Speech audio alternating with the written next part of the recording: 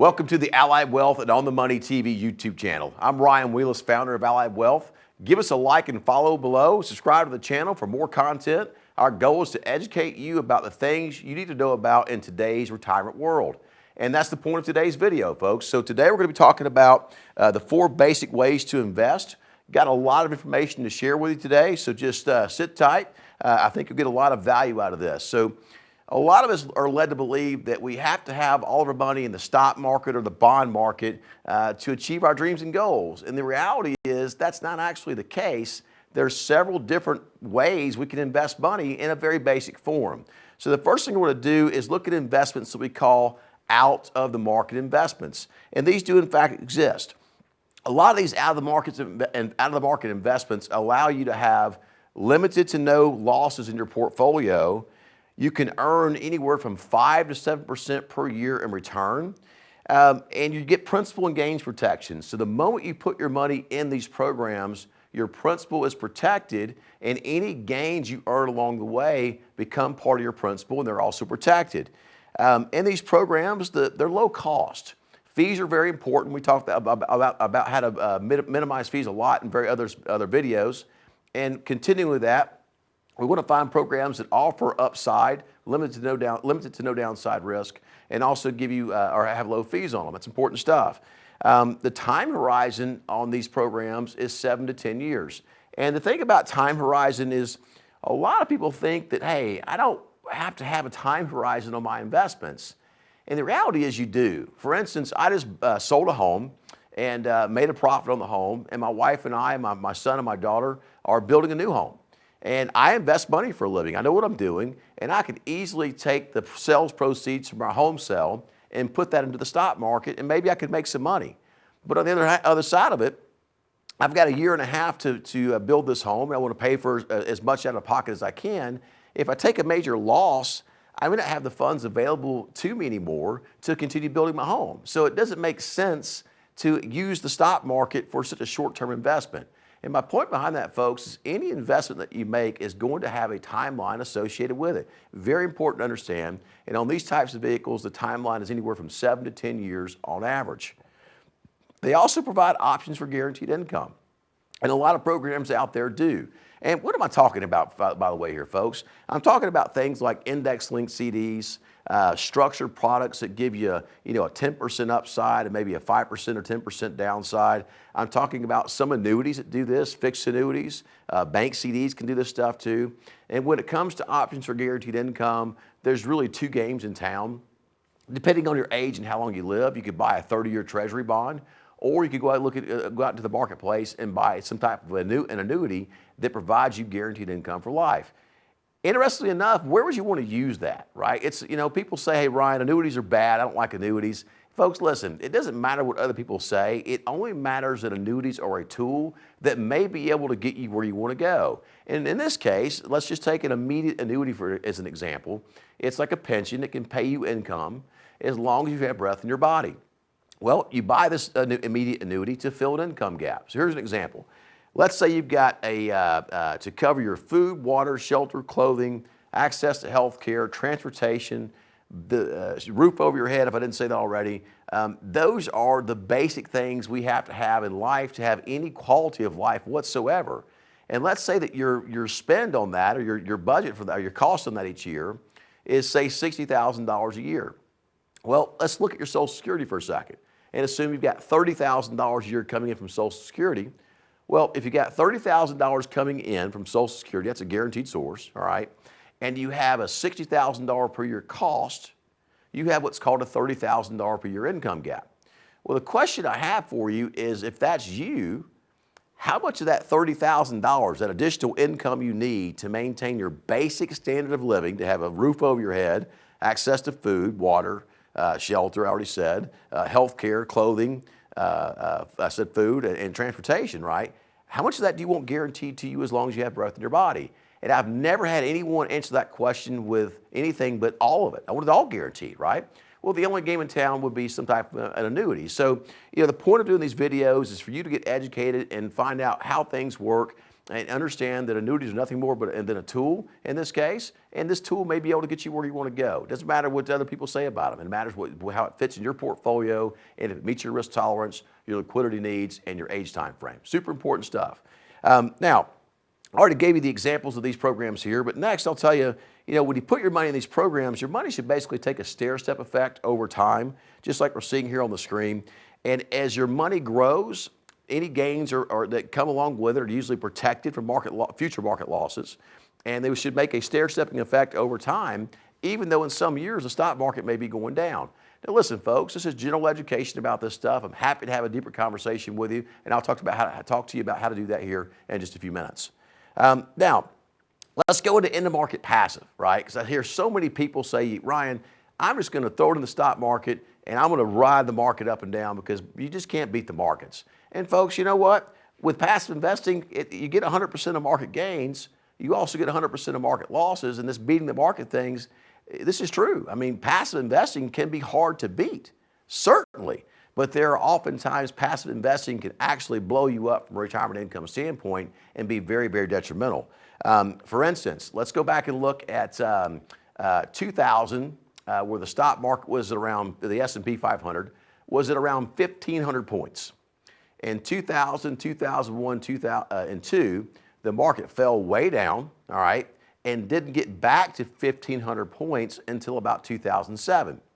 Then the market fell down again, went way down, bottom in March of 2009, and it wasn't till almost 2014 to where the market got back to 1,500 again.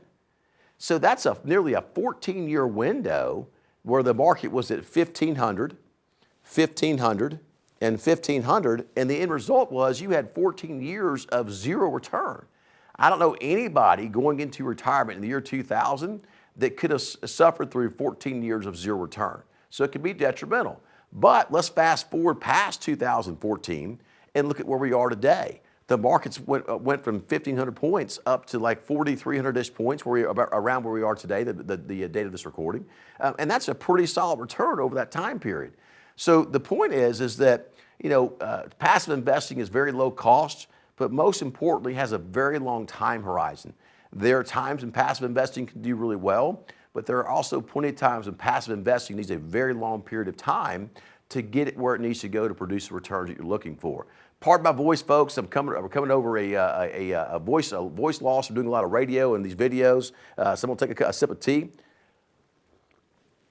We're going to keep on going here, all right? So back to the fee thing for a second.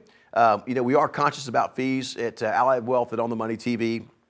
And when it comes to fees, it's really important to understand you want low cost. And passive investing can actually be one of the lowest cost forms of investing there is. So typically around a 1% fee. I've seen it less. And hey, listen, passive investing is something you can do yourself, right? You could open an account at Vanguard and buy Vanguard passive index funds and do quite well when the market's doing well. But remember, you get 100% of the market gains. You also get 100% of the market losses. And it's really important to be able to understand that and stomach it for the long term, folks. It's almost like the junk drawer approach. So when you're saving money through your 401k over your working years and that sort of thing, and the market's going through major gyration, that's okay because two things are going on. One, you're dollar cost averaging into the stock market, and two, you haven't retired yet. You're still in control. So if the market has a major downturn just before you retire, you haven't given up that job yet and still have the ability to stay at that job and earn that paycheck, right? So there's a little bit of flexibility. When you get to retirement, however, you leave that job and we are now dependent upon the income we need, the assets we have to produce the income we need in retirement to maintain our lifestyle.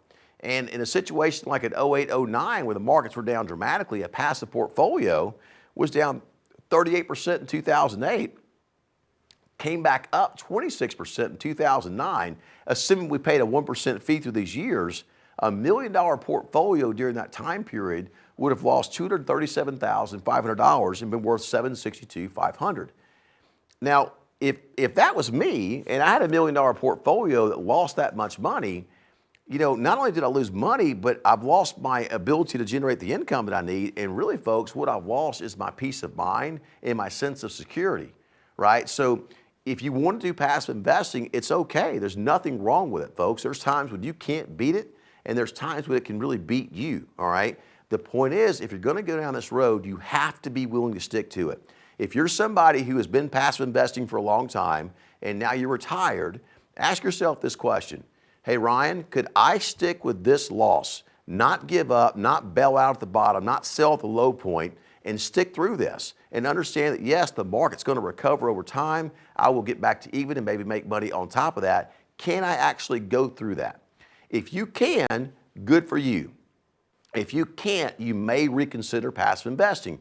I'm not beating it up. I'm not saying I'm pro-passive investing or anti-passive investing at all. At Allied Wealth, we actually run some pretty solid passive models.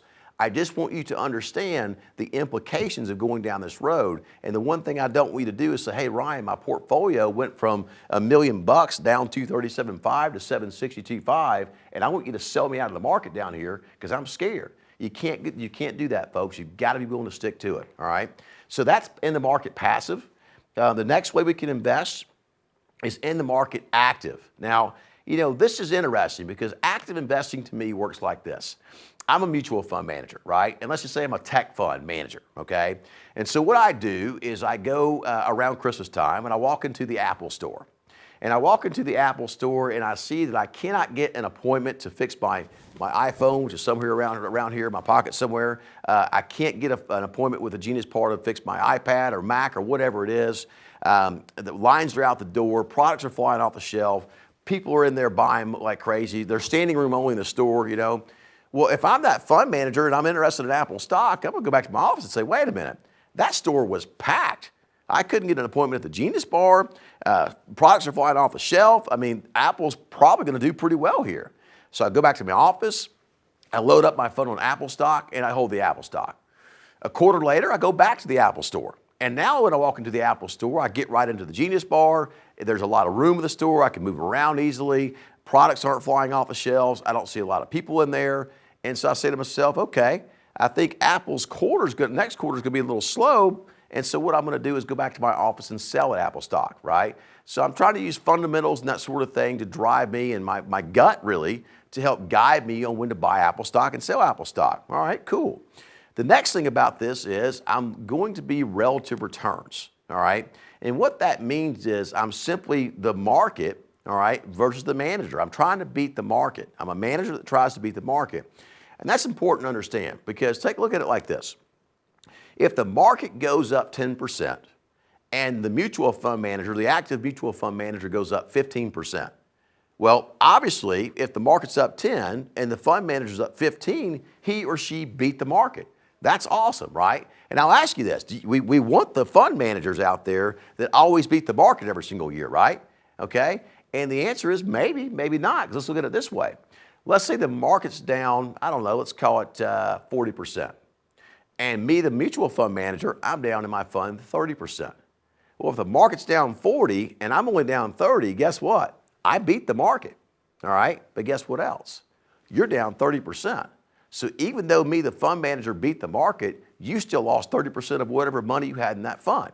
And this is called relative performance, folks. And you're gonna get upset with the fund manager or the advisor that puts you in this stuff and say, hey, you know, what's going on here? And they're gonna say, hey, I don't know why you're complaining. I'm trying to beat the market, and even though the market's down 40%, I'm only down 30, so I beat the market by 10%. And a lot of people don't understand this is how active fund management works until it's too late or until they've already experienced that loss. And the purpose of what we do in these videos is educate you so that doesn't happen to you, all right? Now, if you expect it, that's a different story, okay? But if you don't expect it, that's a different story too. So the interesting thing about this is 80% of fund managers that do active management, they fail to beat the markets every single year. 80% of them fail to beat the markets every single year. So think about that for a second. That means they only win 20% of the time, right? So why would I want to invest your money in something that wins only 20% of the time? You know, it's just one of those things that you got to think about. These funds typically come with a higher cost. Active managed funds run anywhere from 1% to 2%. I've seen them higher than that in some cases, around 2.5%. And the time horizons on these, like passive investing, are long, but they can be shorter. They can be instead of 10 to 30 years on passive investing, they can be 5 to 30 years on active investing, all right? Now, I'm going to throw some shade on a pretty big name active manager out there. And in 2008, this active manager's portfolio was down 57%. All right. And in 2009, his portfolio rose 34%. All right. Well, your $1 million portfolio during that 2-year period would have lost 434, 250, and been worth 565, 750. You just lost half your retirement savings in a 2-year period. So like passive investing, if you're going to go down this road, it's something I need you to understand you absolutely have to stick with, all right? And I'm not a big fan of active investing. And the reason why I'm not is why would I want to invest my clients' money in something that wins only 20% of the time? To me, that just doesn't make sense, all right? So a little more tea for the pipes there, and we're going to talk about in-the-market tactical investing. In-the-market tactical investing is one of the most misunderstood forms of investing there is. And the reason why it is some people confuse it with active investing, active fund management, and that's not what it is. Tactical investing does it differently. What it does is it seeks to capture about 70, maybe even 80% of the upside in the markets, all right? Now, so here's what happens. You say, okay, Ryan, the market's up 10%. I'm paying you guys to invest my money. You only got 7%, or, and what's going on? Why, you can't even keep up with the market. And the reality is, in this case, if you're focusing on a tactical portfolio, understand it's only designed to capture somewhere between 70 to 80% of the upside.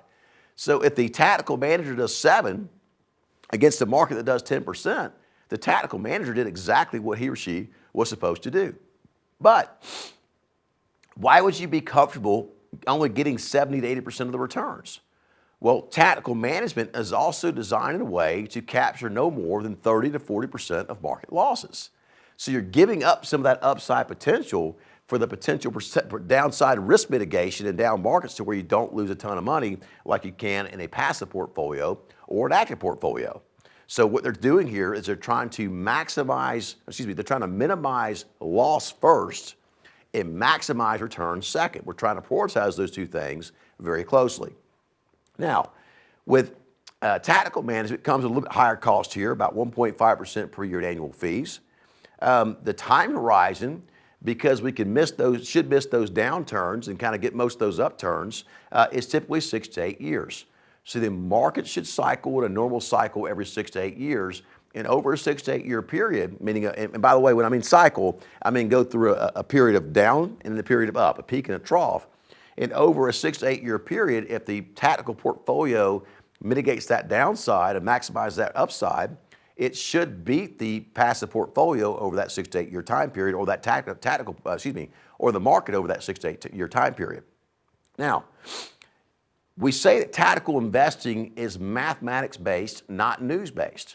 So tactical investing is based on algorithms and mathematics to guide it on how to allocate capital across various asset classes like stocks, bonds, commodities, real estate, international equities, international real estate, and cash, all right? So it seeks to be in the right asset classes at the right times and be out of the wrong asset classes at the right times, all right? So it's not perfect, far from it, but it can work pretty well. So let's look at an 08-09 scenario with a tactical portfolio.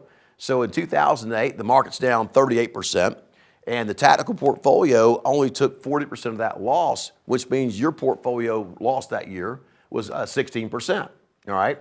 And then in 2009, the market roared back, came up 26%, but the tactical portfolio only got 70% of that return, all right? So that's 18.2%. Well, when you add those numbers together, that $1 million portfolio, including the fees, was down $37,225 in a 2008-2009 scenario, leaving $962,775 in the portfolio. So folks, you can see here that there are several different ways to invest your money for long-term purposes. And I'm not pushing you toward one or the other. I'm simply laying out what your options are. And one of the things we do at Allied Wealth for our clients is we run through all these strategies. We use combinations of them because no one of them wins 100% of the time, right? We're going to test different strategies and different combinations of strategies based on what you're trying to accomplish, based on the risk you're comfortable taking, the products you're willing to put your money into, and we're going to come up with the best combination of these products and programs that produces the highest probability of success score based on what you're trying to accomplish with your money. So folks, that's one of the things we do at Allied Wealth and On the Money TV for our clients.